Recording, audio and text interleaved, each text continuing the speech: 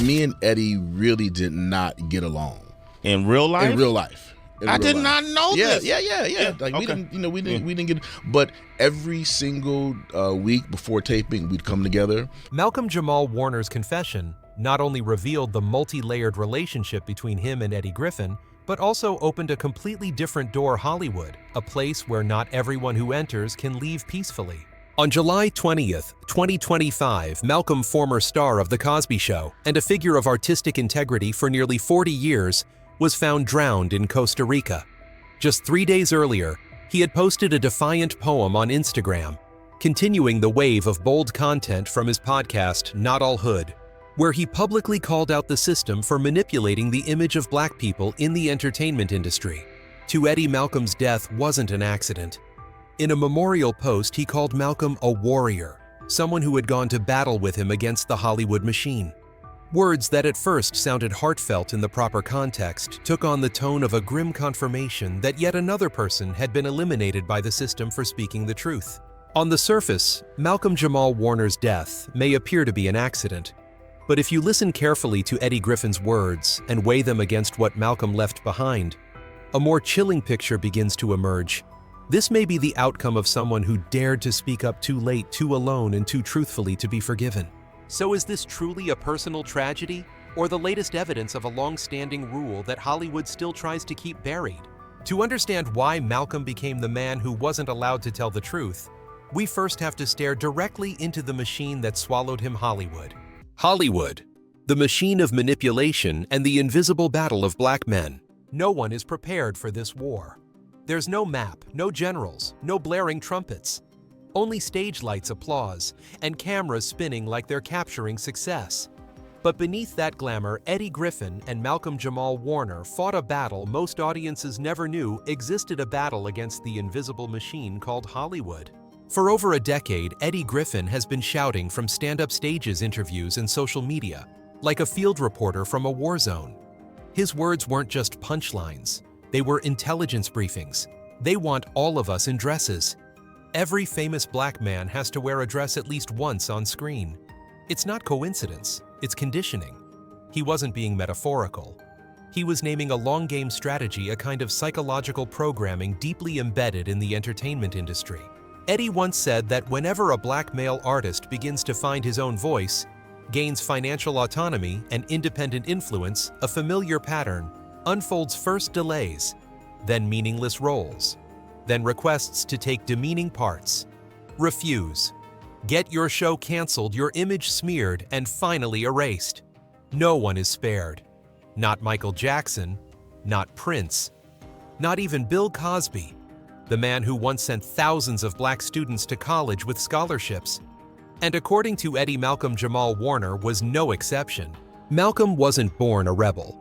He began his career as the nation's son in The Cosby Show, a role that made him a beloved figure in millions of American households throughout the 1980s and 1990s.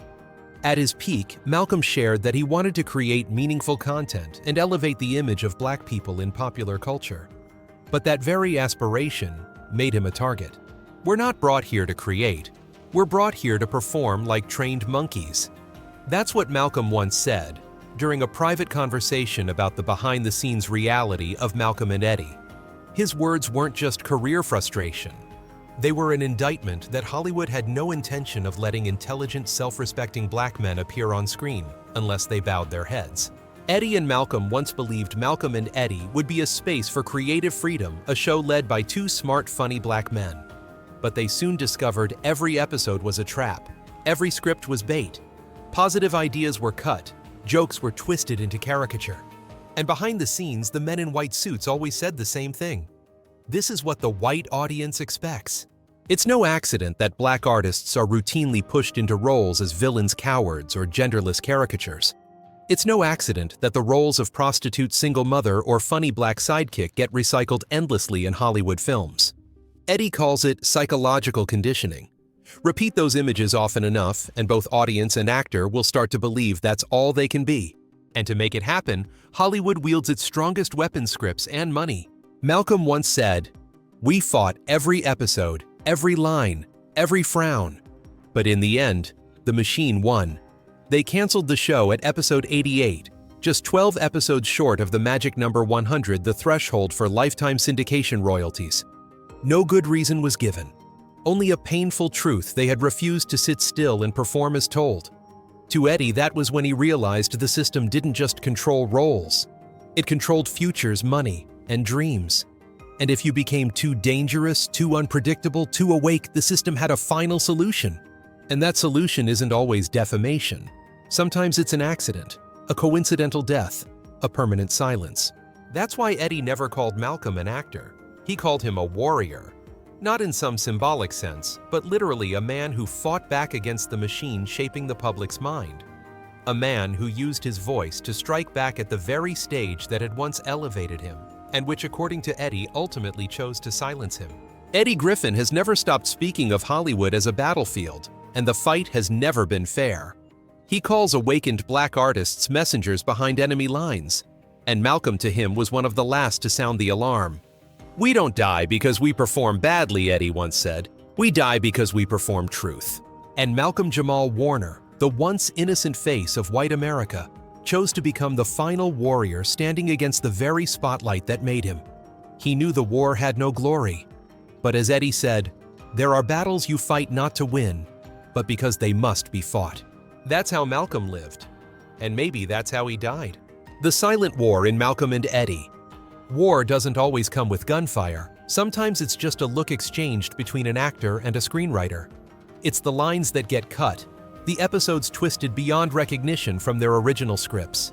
And at the heart of that battlefield stood Malcolm Jamal Warner, a man who once thought he was stepping into a space for creativity, only to discover he was surrounded by a system that wanted him to do nothing more than perform as told.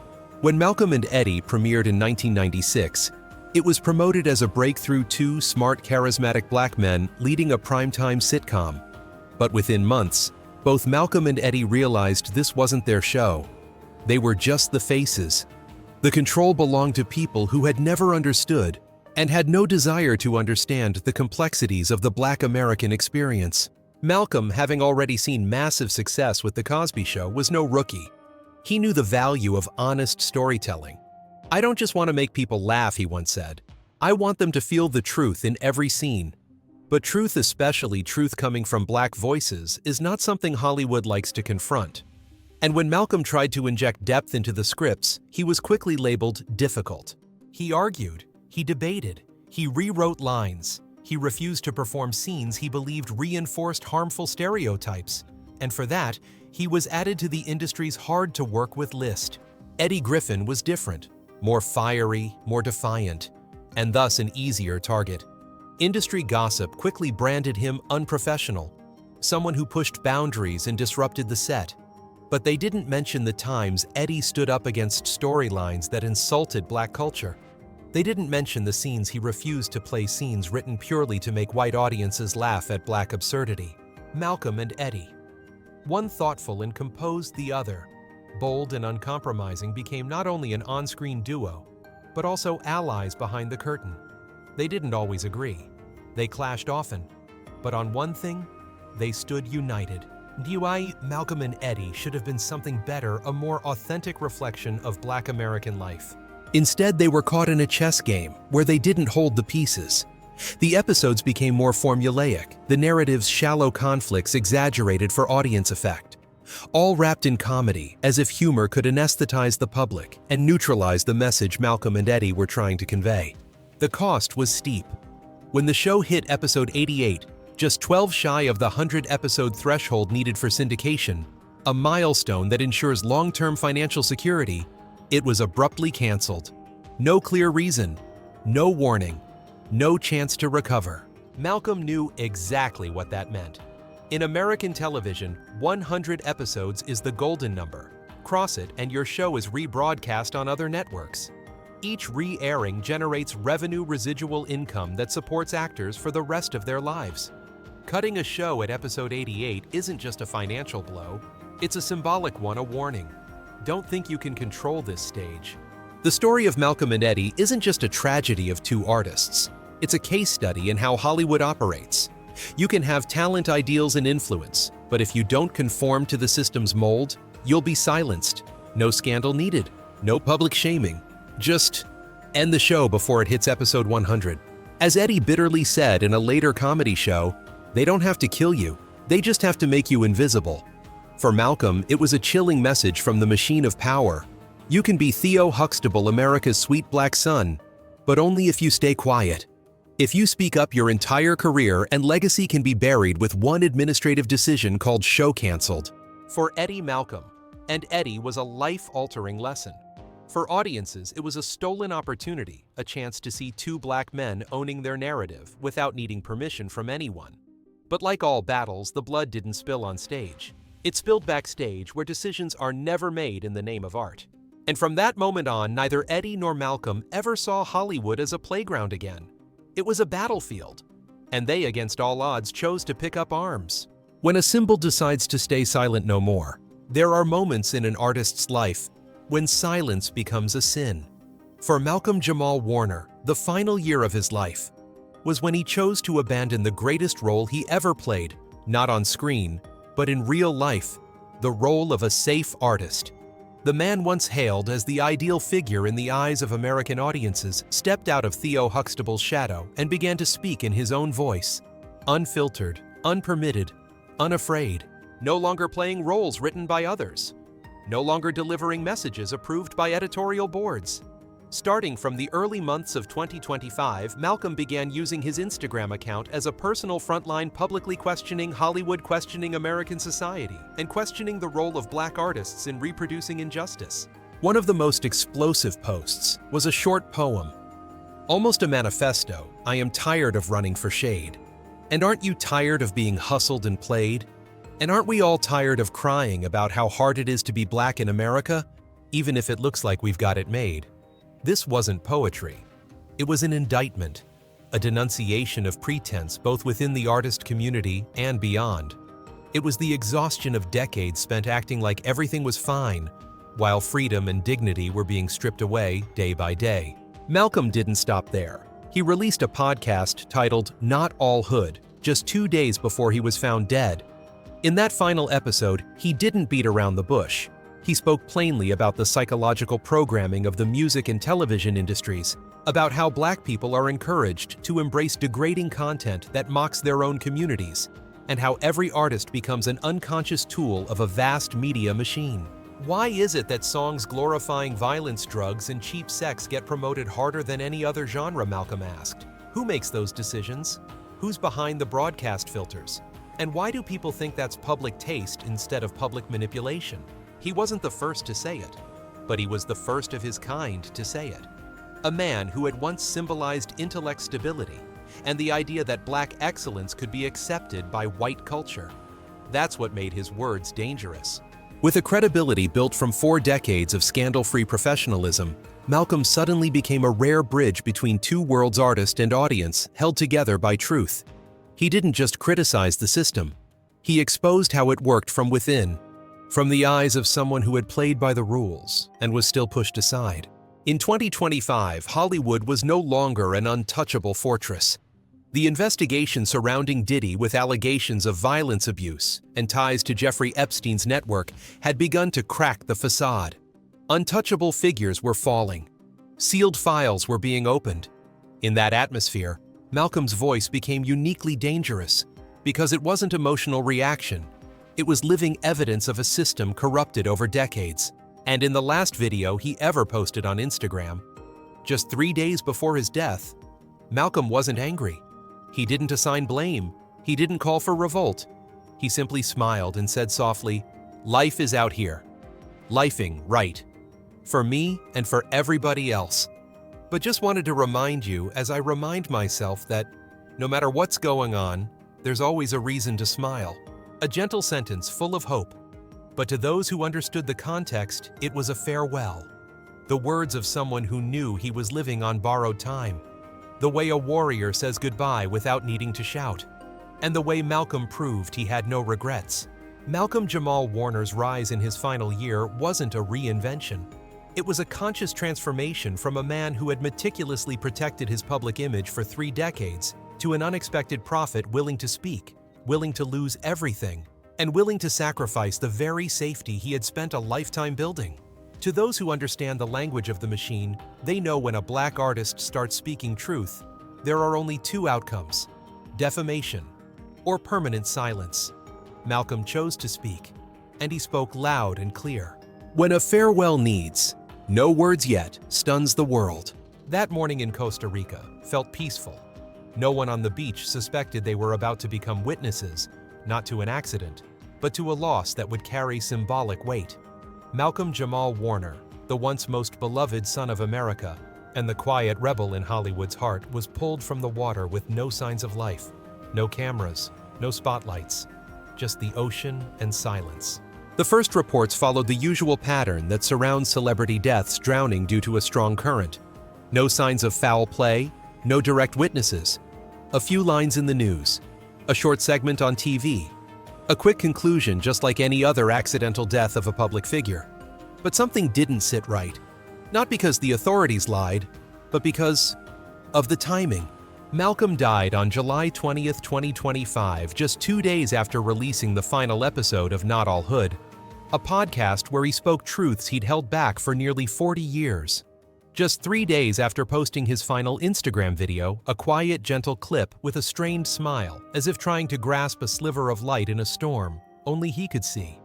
And just as investigations into entertainment moguls from Diddy to those tied to Epstein were quietly building momentum, Malcolm vanished. Eddie Griffin, once Malcolm's co-star comrade and spirited counterpart, didn't take long to speak. No long-winded tribute, no retrospective video. Just one memorial post on the very day of Malcolm's passing. No PR filters, no edits, no polished words. But for those who understood the language of battle, it was clear Eddie wasn't writing a condolence. He was writing a eulogy for a fallen warrior. My comrade has fallen. A father, a poet, an artist, a warrior who fought beside me in the war against the Hollywood machine. And sometimes stood against me because he was real. But the love was always there, and will always be. Each word cut through the static of a media landscape, long indifferent to Black Death. Eddie didn't call Malcolm an actor. He called him a warrior. He didn't say we worked together. He said we went to war together. It wasn't a literary metaphor. It was a code, a message to those who know. This wasn't a random death. Why would someone like Eddie react so quickly? Why would someone known for his fiery temperament but cautious speech choose to post immediately before autopsy reports, before full media coverage because he knew, and likely he had known for a long time? They, Eddie and Malcolm, had lived in a world where death was never simple. Michael Jackson dead right before his comeback tour. Prince gone just after regaining ownership of his full music catalog. Whitney Houston lost just as Hollywood whispered about a resurgence. And now Malcolm gone just as he began to speak truths no one wanted to hear.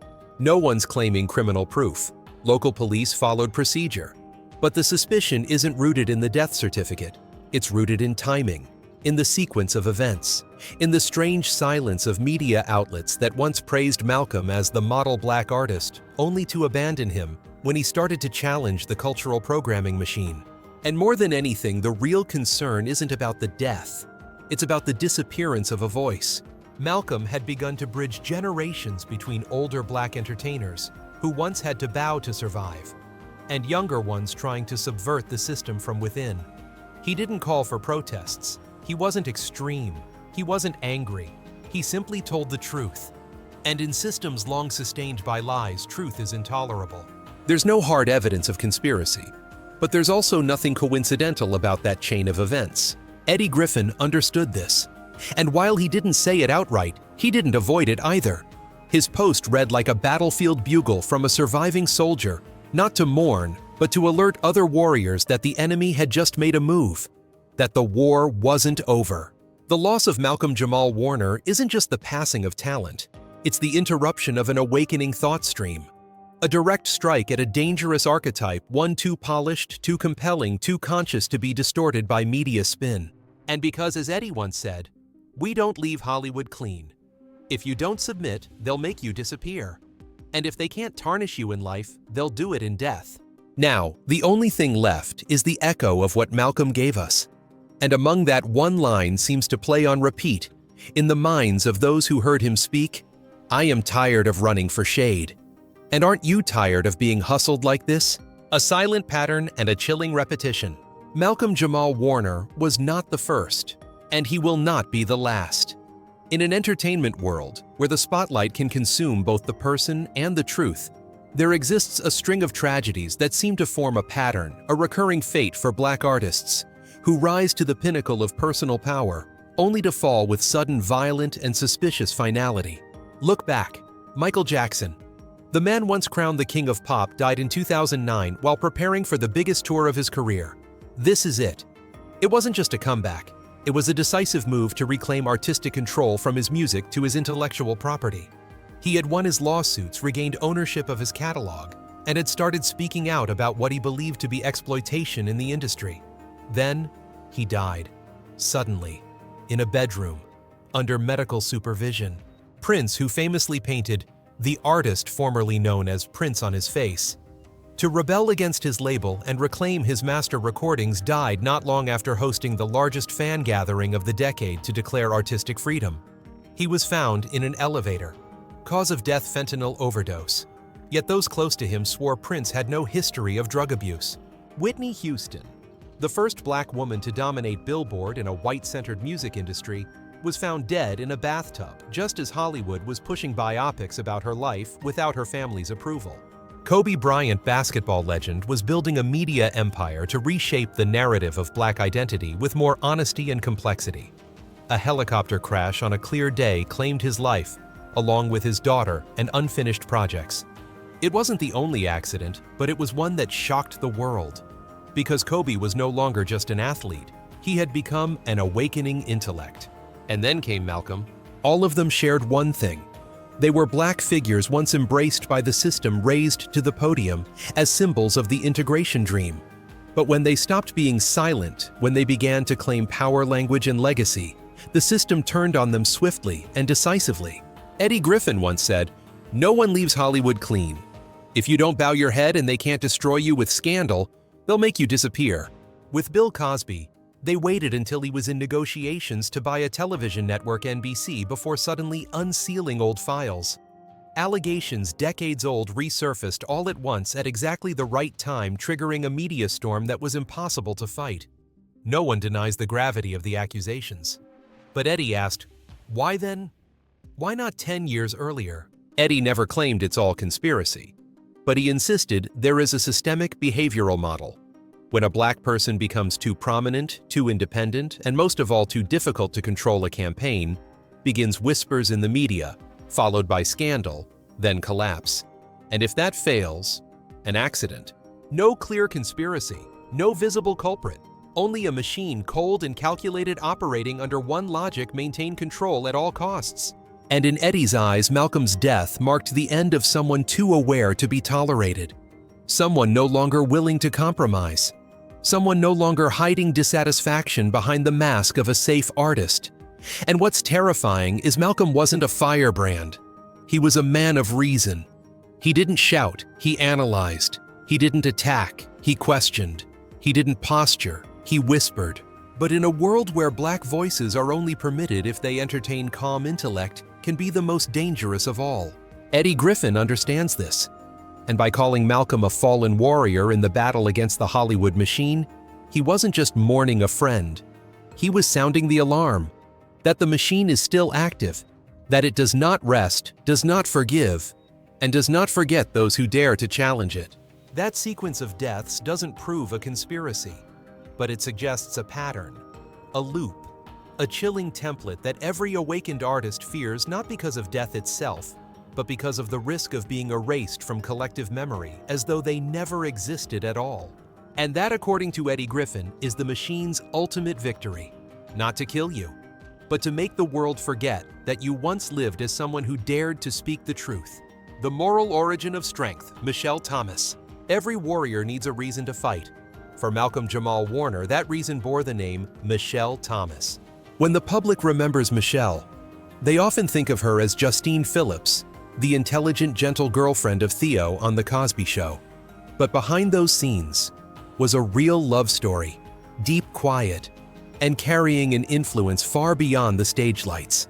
Michelle was not just a lover, She was the one person who made Malcolm feel grounded in his humanity within an environment that so easily stripped people of themselves. Born in 1968 and raised in a Caribbean family, Michelle was brought up with a solid moral foundation. She entered Hollywood with bright eyes, but not naive with talent, but never with compromise. In an industry that often forced Black women to choose between fame and dignity, Michelle chose to preserve her identity, even when that meant turning down countless opportunities. In a rare interview, Malcolm once said, "She didn't just teach me how to love. She taught me how to stand tall when everyone else was bowing. She was the calm but resolute voice of dissent when he wavered before scripts laced with stereotypes. She encouraged him when the crew turned against him for rejecting degrading scenes. She reminded him that some values cannot be priced by money or contracts." When Michelle was diagnosed with stomach cancer at 28, Malcolm stayed by her side until the very end.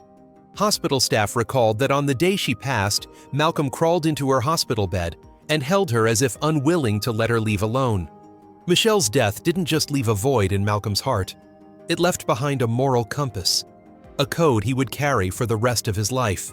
For nearly 3 decades afterward, Malcolm was measured calm, always speaking, when needed, and remaining silent at the right moments. But those who knew him understood. This wasn't fear. It was a choice to protect the principles Michelle had lived, loved, and ultimately died without betraying. Until in his final year, Malcolm decided to no longer be silent. Not because he had shed his fear, but because he knew Michelle would understand. And perhaps, had she still been alive, she would have been the first to stand behind him when he turned to face the machine that had once tried to shape them both. In that battle, he did not fight alone. He carried a promise to a woman who had once taught him how to remain whole in a world designed to break people from the inside. If these stories have made you pause and reflect, help us spread the truth, the kind that's often hidden behind the stage lights. Subscribe to the channel, share the video, and leave your thoughts. Because every view, every interaction is a small but deeply meaningful act of resistance against what's being concealed. All data, analysis, and commentary in this video are presented based on information available at the time of production. The content is subject to change over time and should not be considered a definitive forecast. There is still so much more to explore. Stories of resilience, legacy, and truth. Feel free to dive into some of our top recommended videos now appearing on the screen.